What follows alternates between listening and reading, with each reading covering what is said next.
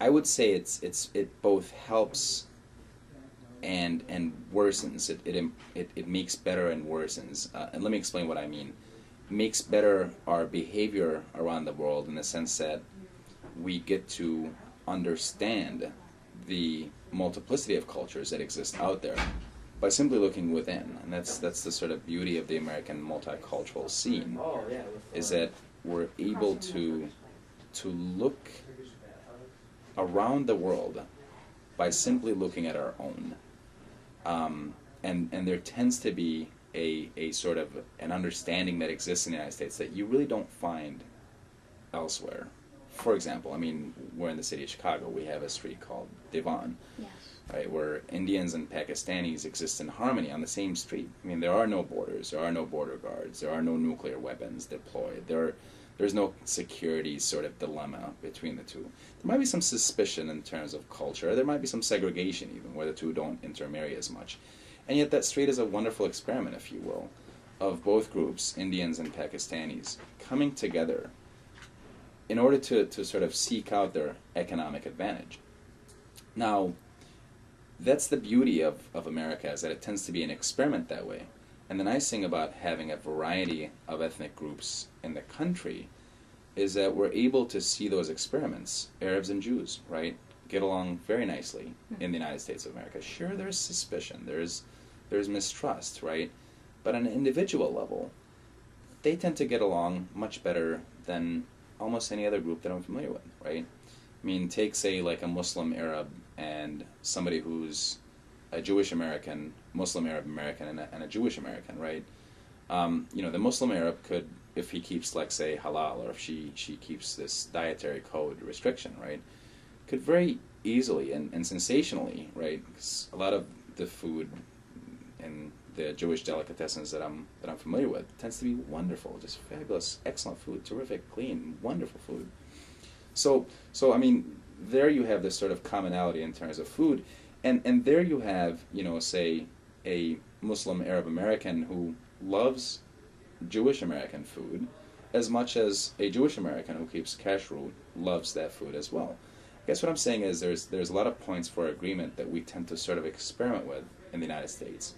So in that respect, having a multiplicity of identities and cultures in the USA is helpful in the sense that we tend to experiment with things like that. We tend to experiment with harmony. But it's also hurtful in other ways, right? So take the same, you know, Arab, Muslim American in the United States and Jewish American in the United States, let's say Jewish European American in the United States.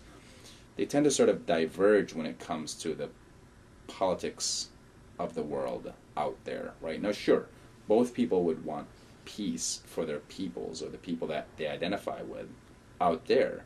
And yet, when it comes to politics, especially the politics of divisiveness, both groups have sort of different interests, right? I mean, take, for example, and this is really my research area, take, for example, the fact that you have AIPAC, the American Israel Public Affairs Committee, a group that has been talked about way too much for me to even discuss here, right? Take them and look at their activities, and look at, say, groups like the Arab American Institute, for example, right?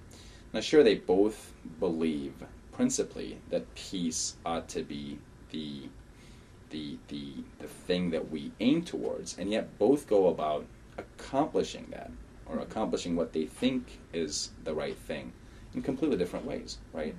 I mean, Arab American Institute, for example, is, you know, against legislation that would racially profile Arab Americans, right? It's not something that AIPAC is interested in.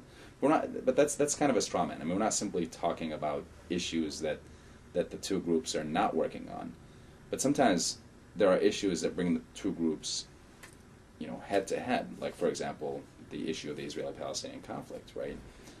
The issue of, say, settlements in the Israeli-Palestinian conflict. This is something that the AAI stands opposed to. At the same time that AIPAC, you know, supports, right? Maybe not openly, maybe not with enthusiasm, right? But definitely supports very quietly and thinks that it's in the best interest of the, you know, our ally Israel. So I guess what I'm saying is this. What I'm saying is there's definitely room for experimentation with harmony and possibly even the outcome of harmony. there's a lot of room for conflict, for the conflict out there in world politics to sort of make its way into the multicultural scene in America, where you have, as one friend once put it, where you have the pathologies of conflict playing themselves out here in the USA. I mean, Armenians and Turks in the United States, excellent example, right? Arabs and Assyrians in the United States, another good example. Sure, they get along, right? Perhaps because of economic interests or because of mutual interests that fall outside of economics, right? But there's a lot of animosity, especially when it comes to the issue that compelled them to migrate to the United States in the first place, right?